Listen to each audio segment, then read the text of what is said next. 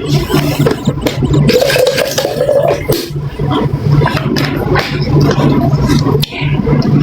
apa ini? Warna apa ini? Hah? Hah? Warna apa ini? Hah? Hah?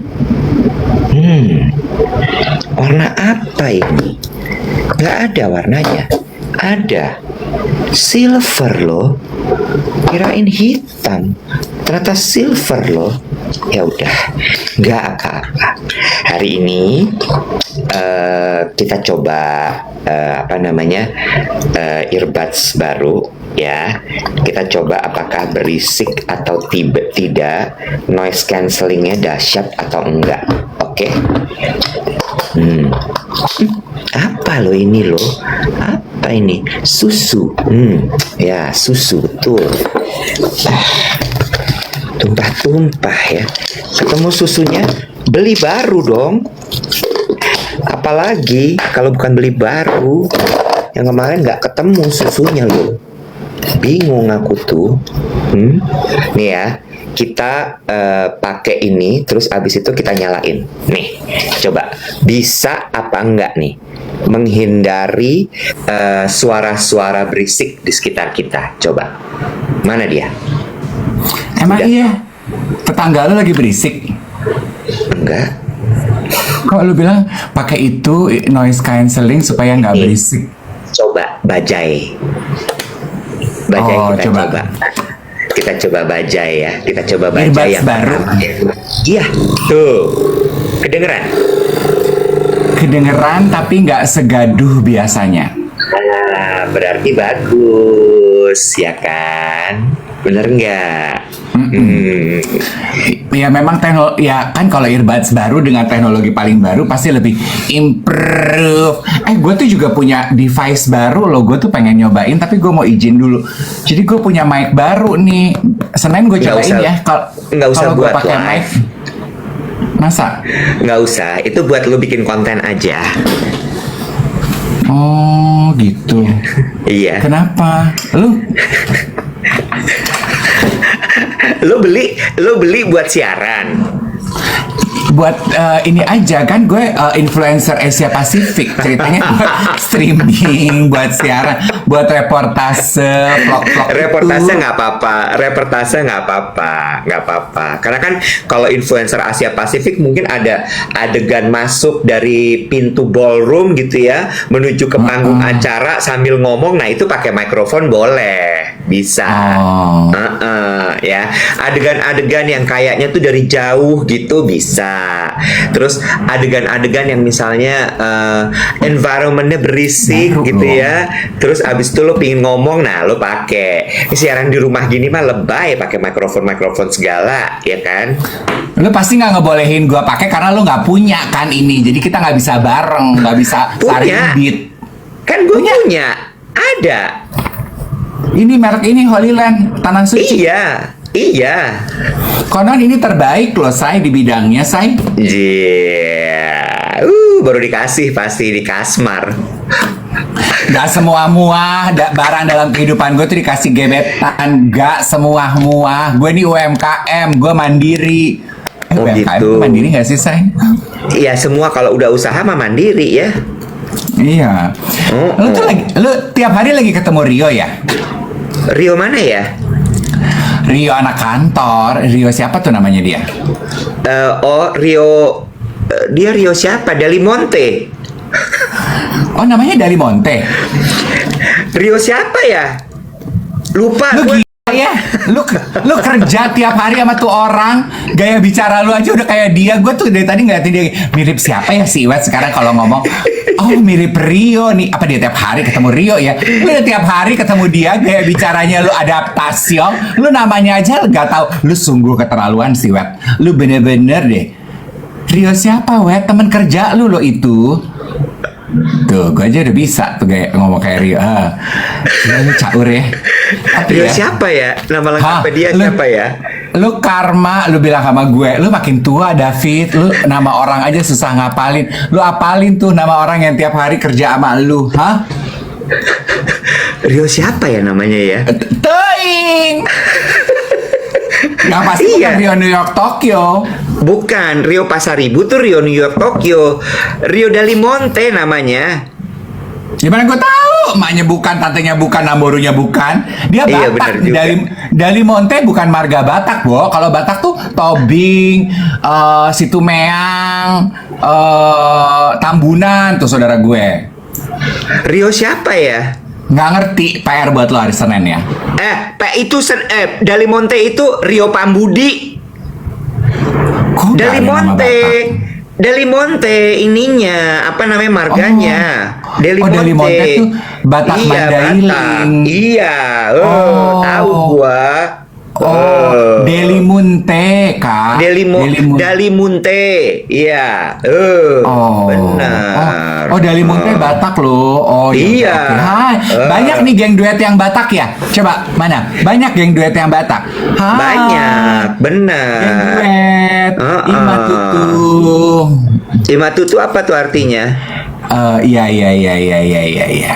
Nah, tuh. Tuh. Karo, Nasution, banyak Tuh. loh. Matondas. Yes. Itu. Lovely to meet you. Nah, bener kan? Tuh, dah Ya. kirim bunga deh pada yuk. Mulai. Let's go. Iwat, gue mau nanya Apa dong tuh? sama lo. Di era keterbukaan sosial media seperti saat ini ya, gue tuh cuma mau tahu kan gue juga bawain acara gosip ya, Spill the Tea di Trans itu ya, kan 2025 Masih ada ya? tuh. Nggak nanya. Nanya, gue mau nanya. Anaknya nanya. Gue nanya. Puji. Gue nanya doang. Gue kemarin ketemu Putri Tanjung soalnya. Hah, lu bilang apa sama Putri Tanjung tuh yang punya Trans TV kan? Iya. Bo, lu bilang dong, Bo, kalau gue tuh kerja keras, Bo. Kalau gue tuh baca skrip loh, Bo, kalau dikirimin, Bo. Gue syuting tuh tidur malam cukup loh supaya gue cakep di kamera, Bo. Disuruh nggak pakai kutek, gue nggak pakai kutek, Bo. Disuruh duduknya menlay, gue menlay loh, Bo.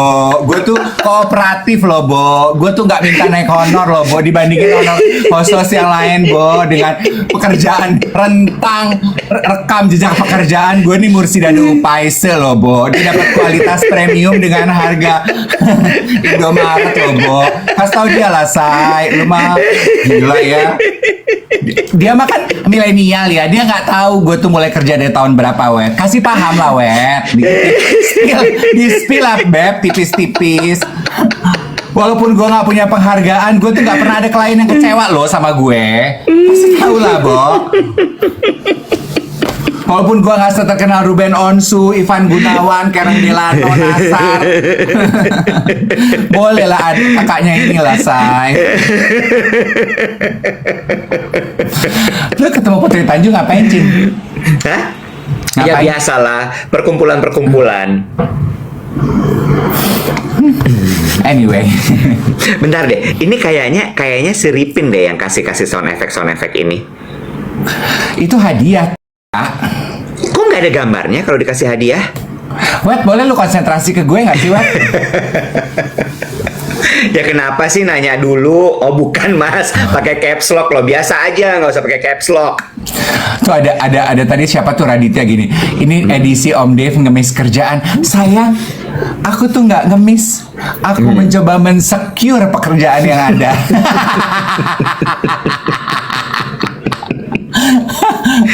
Aku berusaha mengamankan sayang.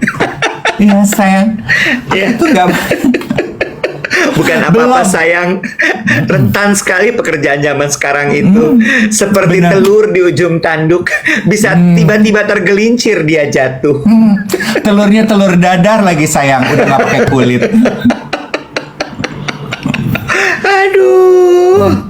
Apa tadi lo mau ngomong apa? Oh, gue mau nanya, kan gue bawain Spill the Tea itu acara gosip ya.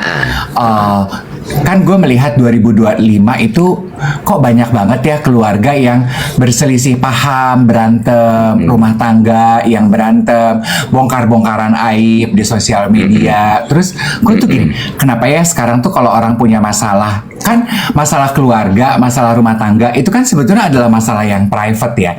Kan penyelesaiannya bisa dilakukan secara pribadi nggak sih menurut gue ya. As simple, kan you guys are family, you guys are husband and wife, you guys are mother, father, and son, and children gitu. Ngomong aja sih gitu, kenapa mesti adu lempar aib di publik. Nah gue tuh mau nanya sama lu sebetulnya dari sisi PR gitu. Kalau kita punya, oke, lu adalah pasangan selebriti, lu punya masalah keluarga, apa sih yang harus lo lakukan, Wet? Gue siapa? Lu dari komentar lu, dari sisi PR, dari sisi marketing, dari sisi komunikasi. Ya diselesaikan di dalam dulu lah. Ya, kalau diselesaikan di dalam nggak berhasil, baru dia ngomong ke publik. Ya enggak lah, tergantung kasusnya. Kalau misalnya kasus hukum ya lo pakai bantuan hukum. Nah tinggal dari bantuan hukum itu yang kemudian nanti dikomunikasikan ada permasalahan apa gitu. Lu ngerti gak sih pemantik obrolan gue ini apa kira-kira? Terlalu banyak ya kasus sekarang ya, sampai bingung. Beckham. Oh, sama si Boyen, Brooklyn. Boyen. Ya kan sama-sama B, ada O-nya. Gak salah dong. Kalau gua kepleset ke Boyen, salah nggak? Boyan memang temennya banyak, sampai waktu kawinan aja jadwalnya menyesuaikan dengan ketersediaan jadwal teman-temannya. Iya. Tapi Brooklyn belum temenan sama Boyan, Say. Ya, kan gue salah kata. Tapi Brooklyn. Kan mirip Boyen Brooklyn tuh. Brooklyn. Iya, emang kenapa? Kenapa emangnya? Lo nggak ngikutin, lo nggak baca-baca, nggak terpapar dengan kontennya Victoria Beckham, Brooklyn sama David. Terpapar. Gini Dave, kalau lo mengkonsumsi konten tersebut, itu pasti gue akan mengkonsumsi juga Dave, ya. Tinggal sekarang permasalahannya adalah apakah gue akan deep dive into the content or not, ya. Kalau lewat mah pasti lewat. Gue baca yang lo baca, oke? Tapi memang gue tidak ada ketertarikan kepada konten tersebut. Tapi gue tahu. Terakhir itu yang gue baca adalah ternyata selama ini Brooklyn itu bilang kalau dia tuh di framing sama orang tuanya, ya kan? Jadi dibilang bahwa mereka berdua itu yang membuat narasi-narasi di luaran sana. Dianya mah tadinya udah diam-diam baik, gitu kan? Alasannya kalau nggak salah adalah karena mereka merasa bahwa Brooklyn sudah tidak bisa diatur. Bener gak sih? Iya kan? Udah gak bisa diatur. Jadi Brooklynnya bilang karena mereka sudah tidak bisa punya kendali terhadap saya, akhirnya mereka membuat narasi-narasi tersebut di luaran. Gue tuh kan nonton dokumenterinya Victoria Beckham di Netflix ya. Lo nonton gak sih, Web? Nonton. Kan pernah gue bahas di siaran ya, maksudnya? Enggak, gue nontonnya yang Beckham. Oh, Beckham gue nonton, terus gue nonton yang Victoria. Kan kayaknya pernah gue bahas ya di siaran ya. Maksudnya tadinya kan gue tuh menganggap Victoria Beckham tuh cuman ya udah deh gitu, just a pretty face on the industry aja gitu, ngerti gak sih lo? Tapi di dokumenterinya itu kan lebih membahas tentang betapa. Kenapa lo ketawa? Americano Les Sugar bilang, ini Pak De Budenya Brooklyn nggak bisa mediasi apa? Ya nggak salah. Ya terus udah gitu Beckham just a pretty face. Iya, Victoria. Terus kan di dokumenterinya itu sebetulnya memperlihatkan perjuangan dia mengukuhkan namanya di industri fashion dunia. Betul. Dan gue jatuh hati loh, maksudnya ini orang serius juga ya. Ternyata perjalanannya nggak panjang ya. Nah, kan ada bagian di dalam dokumenter itu di mana dia mau fashion show di Paris, terus dikasih lihat repot dia mempersiapkan acara itu. Terus ada bagian dukungan keluarganya. Kalau geng duet nonton, emang bagian ada Brooklynnya tuh dikit banget loh, Wet. Oke, sebentar. Dan ini lo asumsi lo. Memang. Ini asumsi kan, lo. Menurut pemahaman saya dari apa yang saya lihat di dokumenter itu. Kalau mengutip yang benar, keyakinan bukan pemahaman. Menurut keyakinan saya. Lanjut. Menurut keyakinan. ini tuh gue ngajak diskusi aja ya, ngobrol aja karena hot topic walaupun lu nggak interested ya. Gue cuma pengen tahu your take aja gitu. Hot issue nih bro, hot issue. Gue juga nggak terlalu peduli banget sama harta kekayaan The Beckham, tahu gak lo? Tapi karena ini teh hot issue, orang teh pengen bahas walaupun orang nggak pedul, ngerti Asteh? Iya, oke, lanjut terus. Udah gitu nggak terlalu banyak nih menurut lo ya? Iya, gue tuh sempet gini. Kan si Victoria mau bikinin baju ke Brooklyn, terus si Brooklynnya bilang kalau nggak salah, ya udah gitu, dia datang fitting. Anak perempuannya dibikinin baju, terus si Brooklyn, udah gue siapin. Pokoknya partnya tuh dikit banget. Gue gini, kok partnya dikit ya? Apa anak-anaknya nggak pengen ada di dokumenter ibunya? Terus dari bahasa tubuh, anjay, gue netizen nih. Dari bahasa tubuhnya si Brooklyn tuh emang kelihatan kayak ya udah deh gitu, ya, malas-malasan gitu, ya udah deh gitu. Gue tuh gini, apa ABG kali ya, emang begitu ya bahasa tubuhnya? Izin. Ini lo jatuhnya udah mulai rumpi nih instead of membahas. Iya. Gue mulai dari rumpi dut dulu, baru abis itu gue mau bahas. Karena lo jatuhnya tuh udah asumsi ini. Iya, gue asumsi emang kayaknya dingin deh. Iya kan? Tuh. Hubungannya dingin deh. Kan kita nggak tahu faktanya kayak apa. Bener nggak? Sekarang kan yang gue sayangkan tuh adalah gini loh, Web. Sebetulnya the point of my discussion and my concern to you adalah paham bahwa mereka adalah selebriti kelas dunia ya. Bahwa publik itu punya ketertarikan dan mereka punya beban dan kewajiban quote unquote untuk menceritakan apa yang ada di keluarga mereka. Ya kan? Tapi maksudnya gue sih bisa sejahat-jahatnya Victoria, gue bisa merasakan sakitnya dia loh, merasa di-attack sama anaknya sendiri di publik gitu. Itu aja sih yang gue mau bilang. Bentar, again nih. Ini gue akan selalu jadi unpopular opinion dan gue menerima itu. Semua orang bilang, Iwet, joy killer banget sih. Kenapa sih nggak play along aja sama rumpian ini gitu ya? Karena menurut gue, satu tadi asumsi, yang kedua lu kayak terlalu berpihak dari obrolan lu ini. Gue berpihak ke siapa? Ke Victoria. Iyalah. Nah kan nggak boleh. Lu nggak boleh berpihak. Habis kayaknya tuh nggak boleh. Lu nggak boleh berpihak. Oke. Lupakan pendapat gue. Lah, what's your take about the issue? Walaupun lu nggak tertarik, coba apa? What's your take on the issue? Menurut gue ini harus dimediasi, tau nggak lo, kejadian ini. Karena gini, ini jadi kayak perang kuat-kuatan speaker. Ya, speaker tuh kenapa? Karena gini, dua-duanya kan punya followers yang besar, punya aset yang besar, betul nggak? Ya, tapi Victoria sama David itu dua dijadiin satu. Jadi ketika mereka punya satu suara, mereka keluarin lewat ya gini deh, nggak usah lewat media, lewat kontennya mereka aja. Kelar loh anak kecil ini. Itu satu. Nah, yang kedua, kita nggak pernah tahu loh yang bener kayak apa. Apakah side-nya Brooklyn ataukah side-nya mereka berdua? We never know. Again, ada yang namanya framing, ada yang namanya narrative building. Kan kita nggak tahu sebenarnya di balik ini semua permasalahannya tuh apa. Agendanya apa nih dari David sama Victoria dan dari Brooklyn ini? Ya nggak? Logis sekali ya analisa lo. Iya, lu kayak nggak di training media deh, anjay. Emang bisa menangis Mas Eko Junior melihat lo berkomentar di acara siaran pagi ini. Sebagai trainer lo, Mas Eko Junior akan sedih melihatnya. Lo di training Mas Eko kan?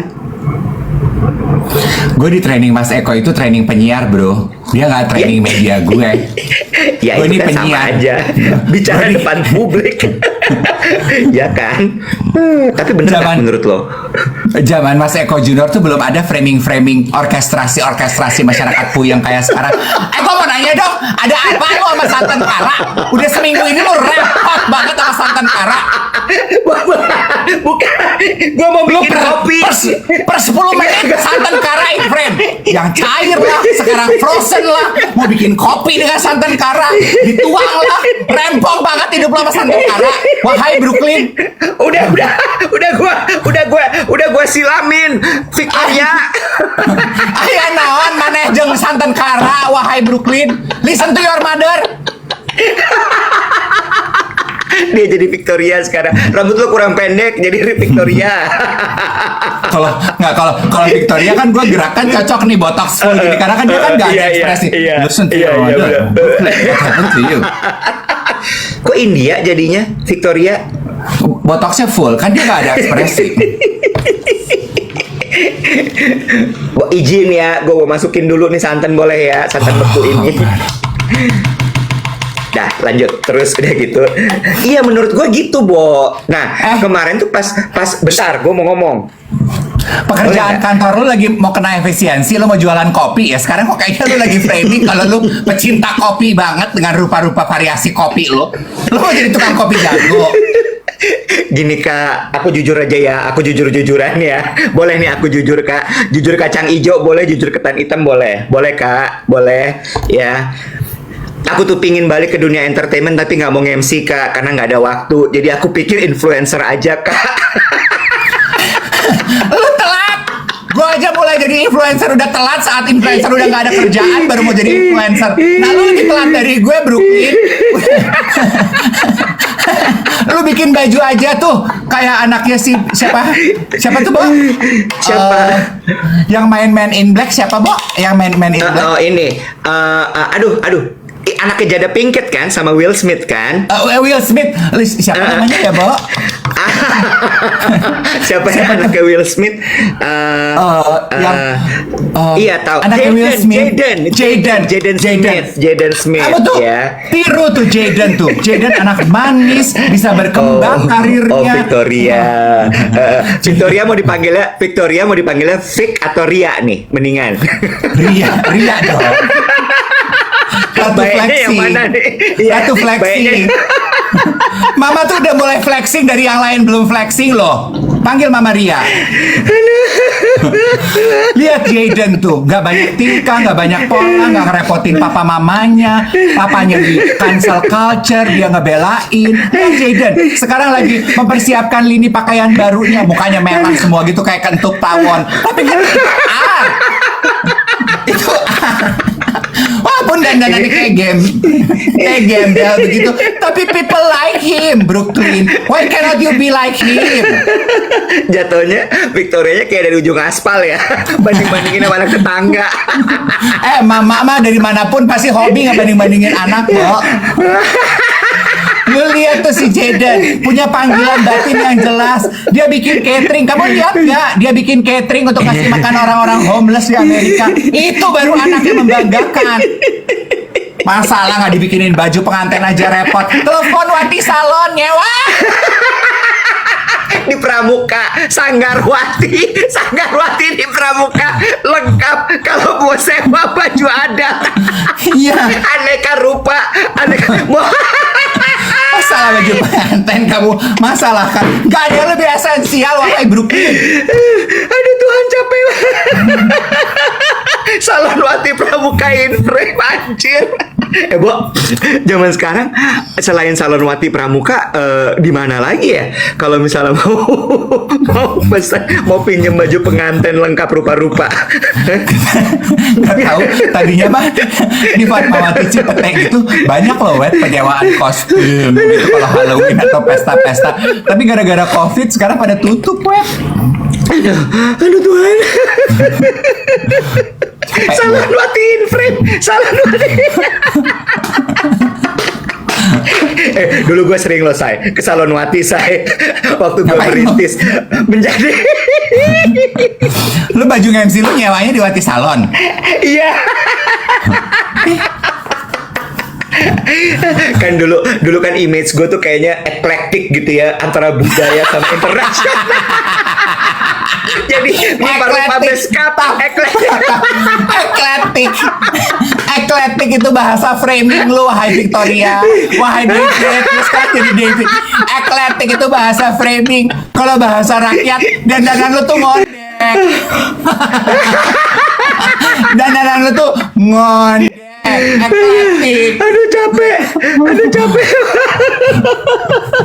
Sebuah istilah PR ya, saya. Sebuah istilah PR ya. Sebut dandanannya ekletik. Ngondek.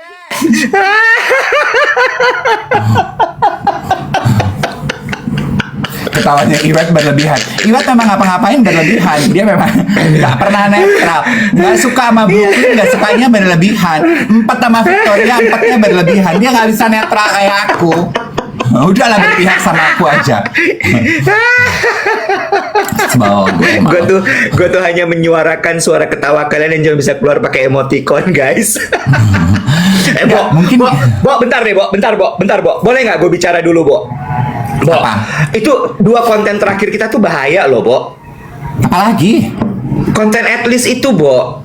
Kita belum bikin konten lagi semenjak Atleast. Kita nih kayak boy band one hit wonder. Abis konten Atleast, orang menunggu reels kita belum ada.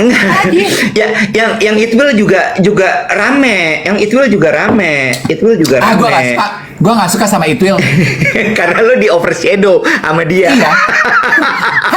Warga, itu tuh konten gue, platform gue, aset gue. Kenapa lu pada nanyain Itwill? Gue. Fokus to me. Aduh Tuhan, capek. Bo, sampai kemarin orang di Kementerian Pemberdayaan Perempuan Perlindungan Anak pada nanya lo, ya ampun aku nonton lo yang sama Kak Itwill. Terus itu Mas Dev apa benar? Terus Rolexnya kembali ya? Rolexnya balik apa enggak? Gue bilang aja enggak. Terus makannya dia sekarang udah nggak punya jam lagi. Mau sumbang nggak? Gue bilang gitu. tapi sedikit mengenai Itwill ya. Ini adalah izin menurut pemahaman saya. Ini asumsi. Keyakinan. Suka-suka gue bukan Panji. Kalau gue mau pemahaman, dia mau keyakinan, kita boleh dong berbeda. Berbeda itu indah, bro. Aduh Tuhan ya Allah Gusti. Terus gue gak punya keyakinan soalnya, Wet. Keyakinan gue berganti, yang pemahaman gue stay. Terus menurut pemahaman gue dari itu ya, kan gue melihat noise cancelling lu gak terlalu canggih ternyata, bro. Canggih. Lu tuh mau bikin kopi berapa kali sih selama kita nge-MC nih? Kita nge-MC. Menurut gue ya, kan ini teman-teman, I get it kenapa kita suka Itwill. Aku tahu banget kenapa penggemarnya banyak sekali. Karena dia itu apa adanya banget kan di konten-konten. He live his life authentically. Iya apa enggak? Betul. Ya kan? Setuju. Dia kayaknya ya udah, this is who I am gitu. Dalam berkomentar, dalam bertindak tanduk, berbahasa, he is very secure of himself. Ini pemahaman gue ya. Gue sepanjang ngobrol sama dia, terus kan gue ngeliat gitu ya. Intinya adalah menurut gue kenapa dia bisa menjadi pribadi yang sangat secure, karena hubungan dia dengan keluarganya itu beres, Wen. Iya. Dia diterima dan dia punya hubungan yang baik, namely ibu ya, dengan ibunya beres. Jadi lo mau bilang kalau Brooklyn tuh pasti ada masalah sama kepribadiannya? Ya, karena hubungan dia sama ibunya itu tidak beres. Iya. Karena rata-rata anak yang hubungannya sama ibunya beres, Wet. Dia diterima, keluarganya mencintai dia dengan penuh cinta kasih, beres, bro. I don't know. Setuju. Ya. Call me shallow gitu ya, tapi your relationship to your mother, I believe it is the foundation of who you are as a human being. Iya, ini ada yang bilang gimana kalau ada trauma? Lah itu salah satu problem, bro, sis.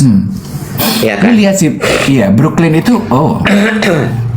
iya. So many ada lagi yang flags. nanya, terus gimana kalau ternyata ibunya yang nggak beres? Terlepas dari ibu beres apa enggak, hubungan ibu dengan anak itu beresnya on another level loh. Maksudnya beres tuh gini, si anak he felt he is loved and accepted fully by the mother. Dia punya komunikasi yang baik. Anaknya juga mencintai ibunya. You know, perkara ibunya beres apa nggak beres, itu pembahasan yang berbeda nggak sih? Iya, tapi teman-teman jangan bergeser ya. Jadi benar-benar nih yang dibicarain fokus adalah ketika hubungan lo dengan orang tua, khususnya dengan ibu lo itu baik, maka lo akan bisa menjadi pribadi yang utuh. Itu satu. Nah, kalau misalnya ternyata tadi kan banyak banget yang bilang, kalau ibunya NPD gimana? Kalau gue punya trauma sama ibu gue gimana? Kalau gue begini gimana? Kalau gue begitu gimana? Nah, itu artinya yang harus diberesin.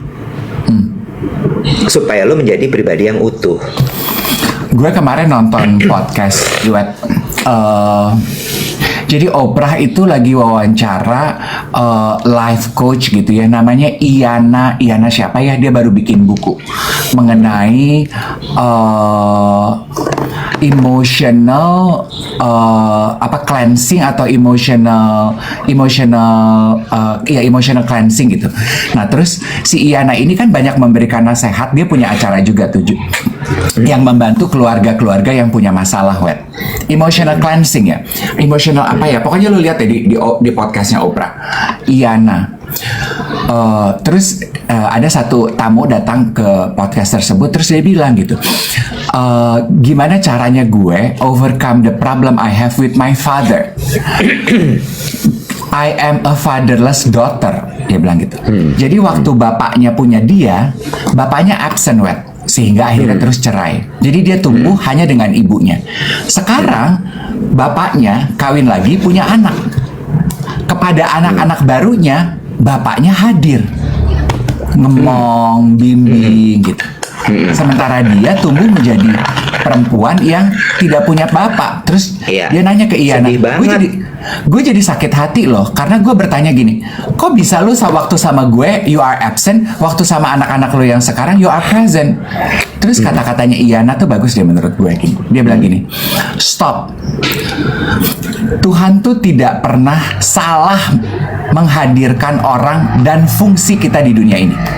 Dia bilang, what if bahwa fungsi bapak lo yang tidak pernah ada di dalam hidup lo adalah memang tujuan Tuhan di dalam hidup lo. Jadi memang Tuhan sengaja hadirkan bapak yang absen karena lo perlu situasi itu untuk jalan hidup lo ini. Nangis lo buat dengernya. Itu kan kita jadi berhenti mempertanyakan, oh iya ya, kayak tadi kan ada yang bilang, kalau ibunya NPD gimana? Kalau ibunya narsisistik, kalau ibunya gini. Ya emang itu memang jalan lo. Emang Tuhan sengaja menghadirkan fungsi orang tua yang begitu dalam hidup lo. Gue setuju banget kali ini sama lo. Tumben. Kan? Gak seru kan begitu gue setuju? Coba gue gak setuju, reok lagi dia. Nah kalau setuju gini kalem dia langsung. Gak seru guys, gak seru jadinya. Bicara tapi gue setuju. Gue gini ya, kadang-kadang tuh ini yang suka terlintas di pikiran gue. Kenapa ya kok gue kayak gini banget hidupnya gitu ya, misalnya gitu ya. Kenapa kok kayaknya gue selalu ketemu sama orang-orang model-model begini sih gitu ya. Terus gue tuh baru lagi baca buku judulnya The Courage to be Disliked. Jadi buku ini tuh bagus deh Dave, premisnya obrolan antara seorang anak muda dengan filosofer yang juga psikolog. Ya, selama ini kan kita itu selalu membahas sisi psikologi dari Sigmund Freud. Gue akan hati-hati di sini ya, karena gue bukan expert gitu. Nah, buku ini membahas sisi psikologi dari satu tokoh lain namanya Adler. Nah, Adlernya agak bertolak belakang sama Sigmund Freud. Misal gini. Kalau Sigmund Freud itu kan bilang bahwa apa yang terjadi sama kita sekarang itu adalah karena akumulasi dari apa yang terjadi di masa lalu gitu ya. Kurang lebih seperti itulah. Tapi kalau Adler tuh bilang gini, nggak ada hubungannya. Lo itu yang menentukan jalan hidup lo ke depan mau gimana. Ya kurang lebih mirip lah ya. Tapi dia bilang jadi kalau lo menyalahkan masa lalu lo, dulu lo gimana, ibu lo gimana, bapak lo gimana, keluarga lo gimana, kondisi di sekitar lo seperti apa. No. Lo di situ pity on yourself. Apa tuh artinya? Mengasihani diri sendiri. Ya. Lo yang punya kuasa untuk maju dan keluar dari kondisi itu.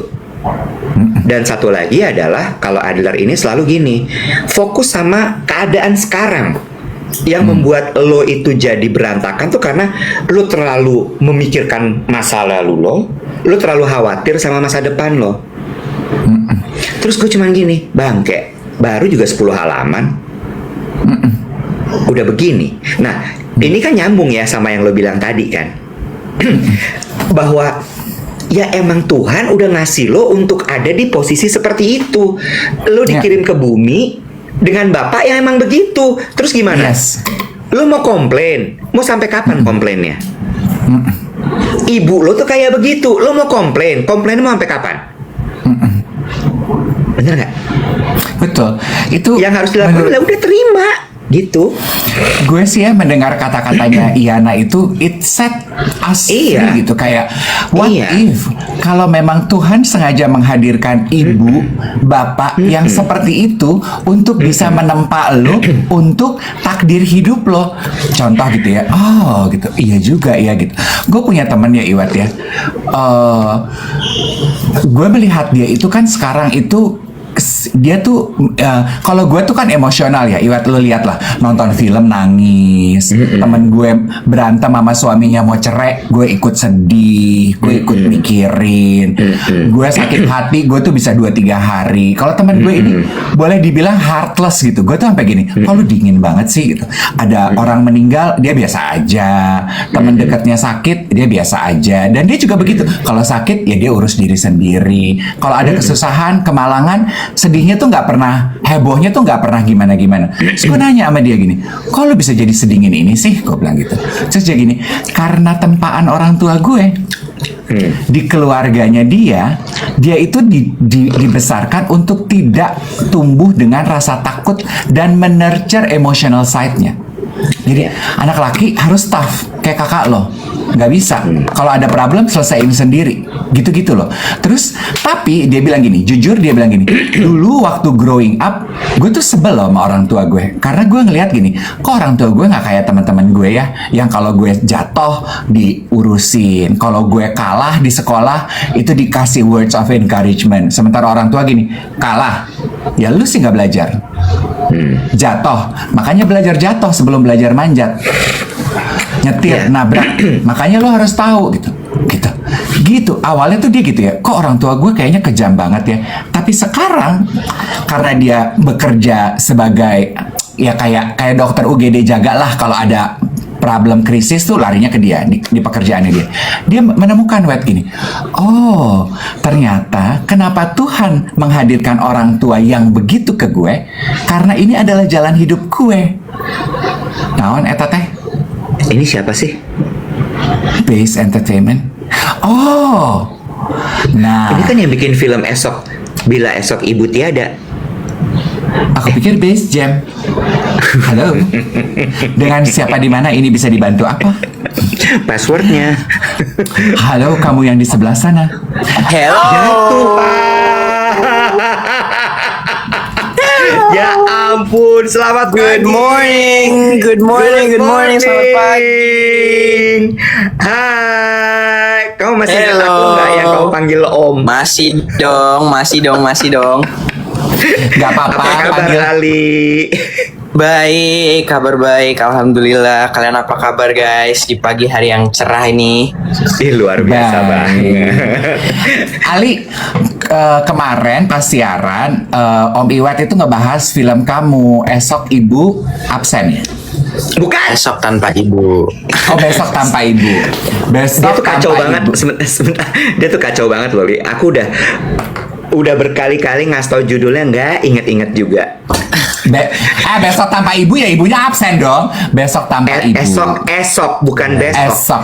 Esok Tanpa Ibu. Oke. Iya. Betul. Terus Om Iwet itu memuji penampilan kamu dan filmnya bagus banget, Ali Fikri. Lalu Kenapa dia pause, Bo? Kenapa dia abu-abu? Udah. Terus. Karena rasanya Terus? jalan Terus? dari rencana kamu. Itu bunyi apa?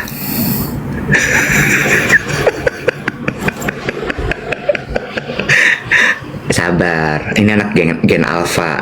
Emang kalau gen alpha kayak gini. Lu nggak boleh merong-merong, ya. Bayangin jadi ibunya kayak apa. Hadir lagi. Ada apa tadi? Loh, gini. Kalau gen alpha tuh gini. Kamu tuh gen alpha kan, berarti bukan Gen Z kan kamu? Aku Gen Z. Oh, kamu Gen Z bukan alpha? Yes, Gen Z dong. Loh, umur kamu berapa sih, Li, Aku sekarang? 17 tahun. Oh, 17 tuh masih Gen Z ya? Masih masuknya Gen Z. Kalau Gen Alpha masih tuh Gen Z.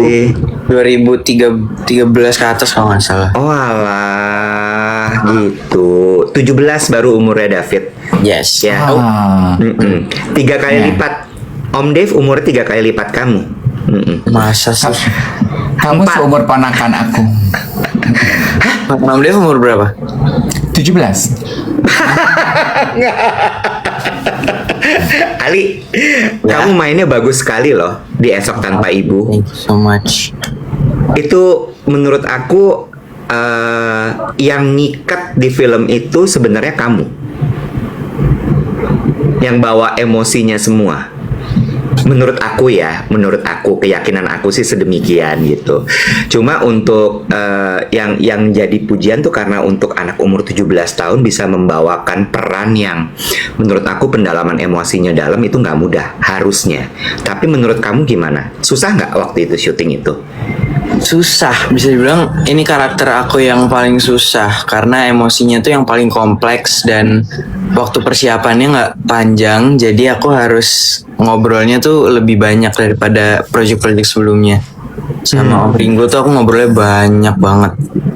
Oh ya? Dan challenge-nya juga kan direkturnya nggak bisa bahasa Indonesia.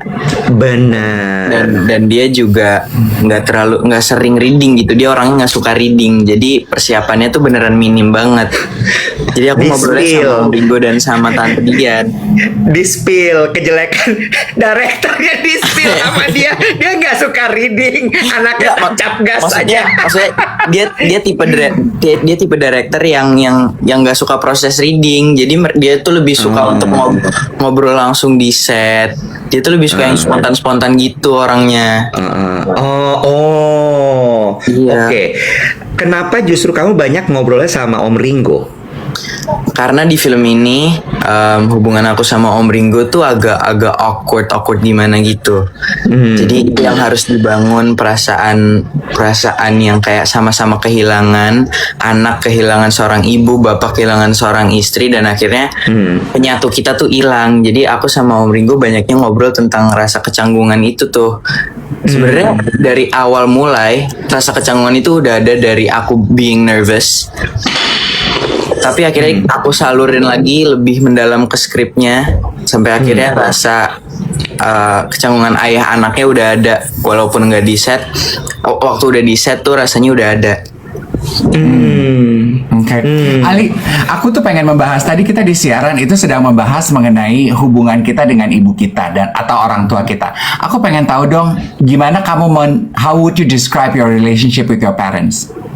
Super great, aku deket banget sama mama aku. Aku tuh sama mama udah kayak best friend banget. Karena dari kecil kan aku udah di lingkup pekerjaan dan aku selalu sama mama. Jadi my mom is like someone who I always come back to.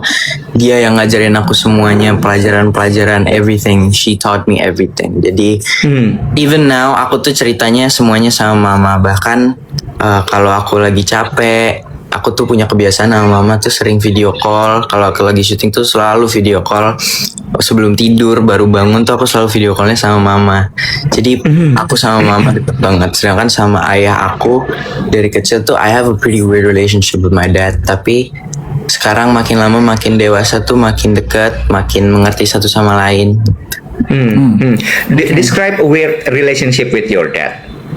Weird bukan in a bad way, tapi kayak dia hadir tapi aku aku lebih nyaman ceritanya sama mama aku, dan dia sibuk with this kerjaan, and I respect that. So I just give him space, I give myself space. Jadi kalau misal dua-duanya lagi free, baru kita kayak ngobrol ayah anak, ngobrol bapak anak yang agak awkward gitu juga sebenarnya. Iya, okay. That's I think it's Asian dad problem ya. Yeah, probably Yeah. Asian Yeah. dad problem. Pengen tahu dong dari kacamata kamu sebagai anak Gen Z nih, what could be better in your relationship with your parents now? What could be better? I think kids now, they tend to, sebenarnya menurut aku anak sekarang tuh nggak butuh kayak diceramah-ceramahin, nggak butuh solusi.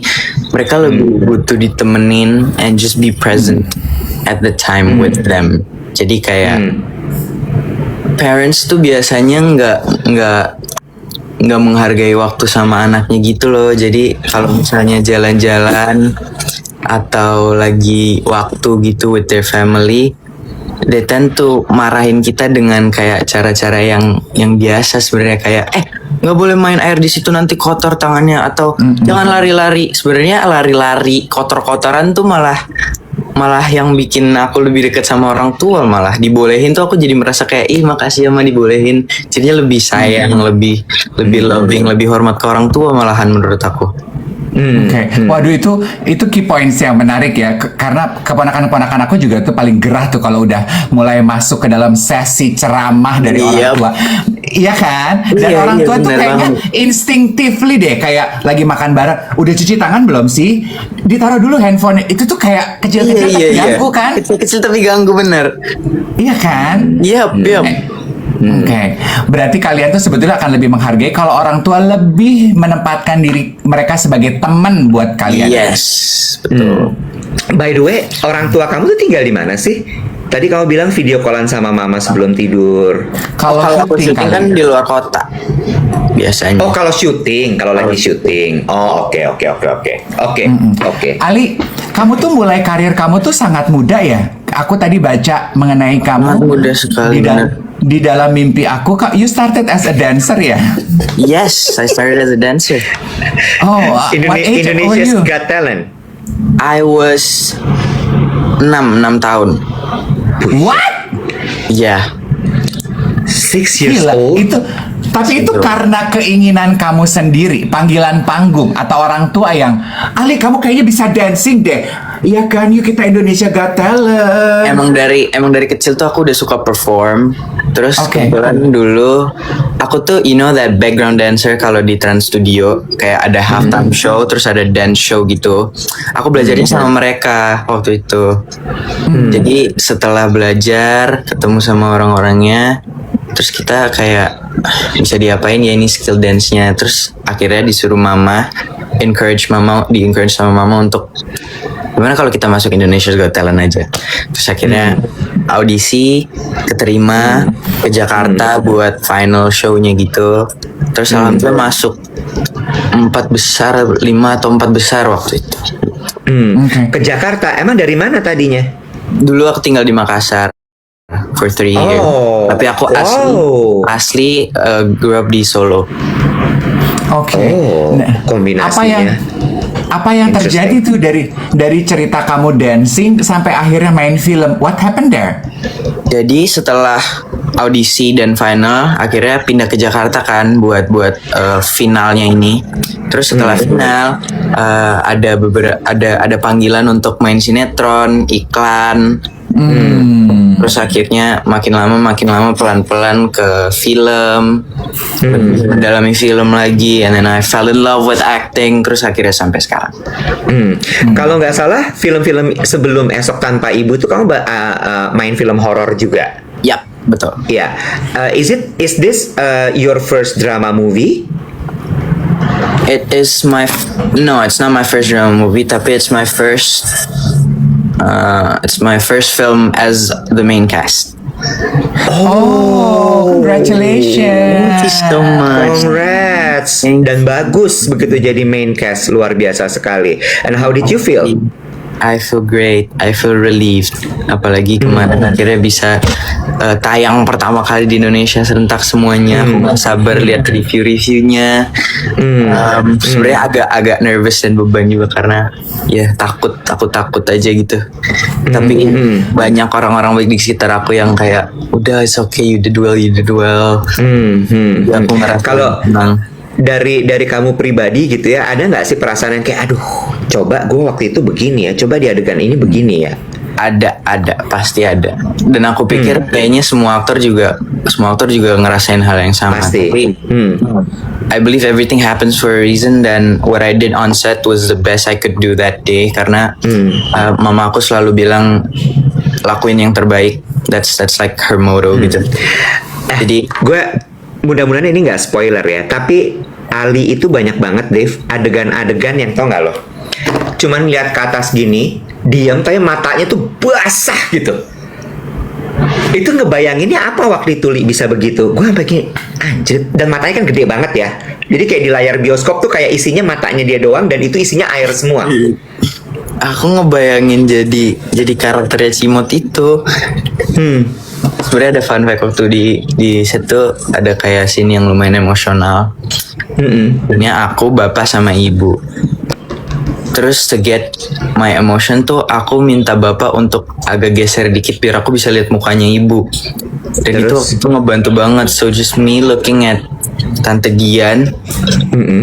Itu tuh aku bisa ngerasa sedih banget karena I was so into the character waktu itu. Even imagining losing her aja aku bisa nangis. Oh iya, Gitu, oh wow, kamu bintangnya apa sih Li? Tebak. Capricorn. Salah. Bukan Dave, lo aman. Aries. Close. Dekat sama Taurus. Aries. Deket sama Aries. Taurus. Bukan. Aries, Pisces. Pisces. Oh, Kayak kita yang paling paham aja. Iya, oh, setali tiga uang dia. Reza Rahadian, Dian Sastrowardoyo, Ali Fikri, Nikola Saputra, Pisces semua. Pisces. Oh, and beberapa waktu lalu aku ngobrol sama Reza Rahadian di podcast aku Brunch with Tiff di Harper's Bazaar, Ali, and he described that you guys have a very close relationship. Very close. Iya kan? Boleh cerita nggak? Can you describe your relationship with Om Reza? Of course, Om Reza tuh, he's like my dad, he's my dad. Kayak aku apa-apa selalu tanyanya sama dia. Terus Oh, ya? relationship kita sering bertukar pikiran. Aku tuh kalau misalnya ada project atau ada scene atau hal di keaktoran yang aku nggak paham tuh aku selalu nanya sama Om Reza, dan dia juga bales, dia juga membimbing aku. Kayak he helped me choose my career path. Terus aku sharingnya banyak banget lah sama dia, and I'm so happy we have a really close hubungan yang dekat gitu. Jadi aku enak. Di film Esok Tanpa Ibu ada nggak yang kamu tanyain sama Om Reza? banyak banget. Salah satunya kasih tahu dong sama kita apa yang kamu sampai kayak gila nih buntu banget, so I ask him. Salah satunya was gimana caranya munculin perasaan kerinduan yang besar sekali ke sesuatu yang gak nyata.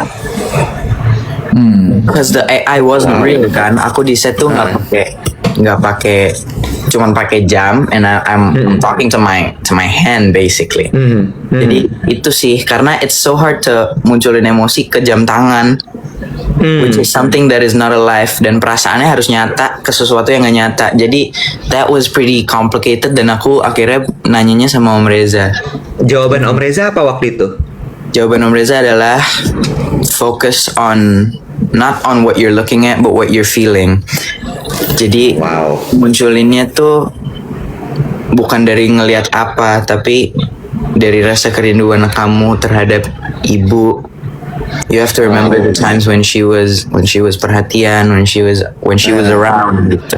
Iya, dan sama jam itu dialognya nggak berbalas ya, jadi kayak makin sulit sebenarnya. Iya, sebenarnya sulit. Nggak- Not only emotion tapi technically juga susah karena Iya. aku harus nyamain dialognya Aibu itu kan, setelah aku ngomong harus give space buat dia to talk back to me, terus ngomong lagi, dan itu lumayan timingnya lumayan challenging.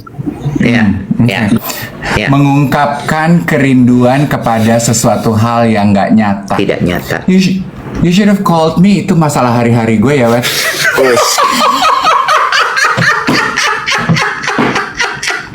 Dave, dia baru 17 I'll tahun. call you next time. Jangan Dave, jangan.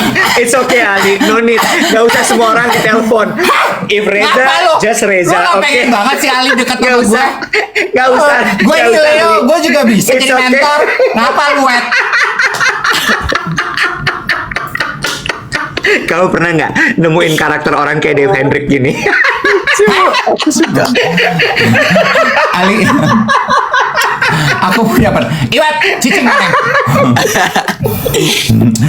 Aku punya pertanyaan buat kamu. Kamu berarti udah berapa tahun ada di dunia acting, Ali? Kalau dari 6-11 tahun. 11 tahun. Pengen tahu dong, ada nggak misconception dari diri kamu dulu gitu sebelum kamu terjun ke dunia acting? Aduh, kayaknya acting tuh begini ya, kayak dunia film begini ya. Tapi setelah kamu jalani, it was all wrong. Kalau aku malah aku tuh nggak tahu dulu tuh aku ngapain. Aku tuh sekarang lupa malah karena udah dari kecil tuh udah kerja gitu lah ya istilahnya, dan malah aku bersyukur malah karena dari kecil tuh udah disuguhin sama disiplin, tepat waktu, datang harus tepat waktu, udah dengerin arahan dari orang. Jadi aku kayak dewasa sebelum waktunya gitu. Dan aku nggak sendiri kan, aku sama mama. Tapi misconception kayaknya that acting is easy. Orang banyak banget bilang gampang. Tapi dulu Enggak kan ya? enggak sih, karena dulu aku di sinetron kan. Dan kalau sinetron tuh ciri khasnya setiap karakter harus punya ciri khas masing-masing. Iya. Jadi kayak karakter ini punya jargonnya sendiri, karakter ini punya jargonnya sendiri. Iya. Nah dulu Lihat sinetron ya. yes, dan Ya. dulu aku meranin anak monyet. Iya, aku meranin anak monyet gitu di film Kolosal. Jadi aku kayak satria monyet yang jago banget berantem. Terus khas aku adalah ketawa. Ketawanya itu kayak kayak gitu. Aku sekarang dengar. Itu yang munculin mama, dan itu nggak gampang tuh nyarinya karena mama kan nggak pernah belajar acting, dan itu aku dibantuin sama mama kayak gerak-geriknya, how to be a monkey, itu semuanya mama yang ngulik. Aku bener-bener dulu tuh I just go there, I didn't know what kerja was. Aku pikir itu cuman ya udah main, tapi ternyata semua proses pembelajaran itu, cara disiplin, harus datang tepat waktu, dengerin arahan, udah punya tanggung jawab sendiri, itu yang akhirnya bikin pikiran aku jadi lebih siap sekarang gitu. Cara pikirnya jadi lebih siap sekarang. Oke, Ali, kan kamu bilang tadi kamu udah kerja dari kamu kecil ya gitu. What do you do with all your money? I hopefully save it sampai nanti Hopefully. akhirnya aku Kenapa hopefully? Why karena kan hopefully? banyak godaan ya. Oh, tetap ya. Ya paling aku ya, tapi kan I don't really spend that much on myself, kayak misal clothes, I like clothes, I love fashion, I love clothes gitu. Oh, Yeah, I can see from your Instagram post that you enjoy fashion very much. I love Definitely it. enjoy fashion. I see. Ali, karena kamu udah you started your career very early in the game ya. Somehow did you feel that you are missing out on being a teenage boy? Yes, aku kadang iri sama anak-anak normal yang sekolah biasa, bisa punya teman sekolah, bisa pulang bareng, nongkrong pas jam kos itu. Aku pengen banget. But at the same time, mereka juga nggak ngerasain apa yang aku jalanin di seumuran aku sekarang, which is shooting, acting, ketemu sama teman-teman di industri perfilman. Jadi kayak aku kehilangan sesuatu, tapi juga aku punya kelebihan gitu. That's fair, fair banget. Ali, aku penasaran deh. Nggak tahu ya, karena mungkin umur aku gitu. Kemarin kan aku nontonnya sama Tante Ayu Dewi. Tante Ayu Dewi tuh ngerasa bahwa banyak adegan-adegan yang kayak anjrit, ini kayak gue sama anak gue. Yang pas kamu ngomong, ibu cringe gitu kan, ada tuh adegan-adegan kayak gitu kan. Ada. Sementara kalau dari point of view kamu sebagai Gen Z, menurut kamu apa dari film ini yang pasti akan relate kepada Gen Z? Menurut aku banyak banget, karena Gen Z itu kan kayak teknologi adalah kayak bahasa universalnya anak-anak Gen Z sekarang gitu kan. Kayak sosial media, handphone tuh kayak kalau ketemu sama anak-anak seumuran aku, kita pasti tukeran IG atau tukeran Snapchat or something like that. Jadi teknologi is already a big part of Gen Z's life. Dan di film ini teknologi itu jadi kayak semacam jembatan emosional antara aku dan orang tua. Jadi banyak banget yang bisa diambil dari film ini. Kalau di film ini Rama atau Cimot ketergantungan sama AI kan. Dan kalau kalian nonton, kalian bisa ngelihat diri-diri Gen Z kalian di karakternya Rama yang gak mau ngomong sama orang tua, maunya sendiri aja sama handphone kita, maunya ngobrolnya sama AI. Itu tuh pasti kalian ngerasa kayak gitu. Tapi at the end of the day, teknologi nggak bisa gantiin the presence of a human being. Jadi human connection akhirnya adalah yang bisa memulihkan hubungan itu kembali. Artinya keren kamu pintar sekali. Artinya adalah film ini sangat bisa ditonton oleh orang tua dan juga anak. Orang tua gitu dan ya. Betul banget. Oke. Jadi Very nice. nontonnya paling seru sama orang tua. Kalau kalian Gen Z nontonnya sama orang tua, kalau kalian nontonnya sama anak, atau ajak juga suaminya. Mantap. Ini kan orang tua kan paling demen sebetulnya ya, nyari seni art yang bisa nyerempet Menyatukan. tipis-tipis ngasih message gitu.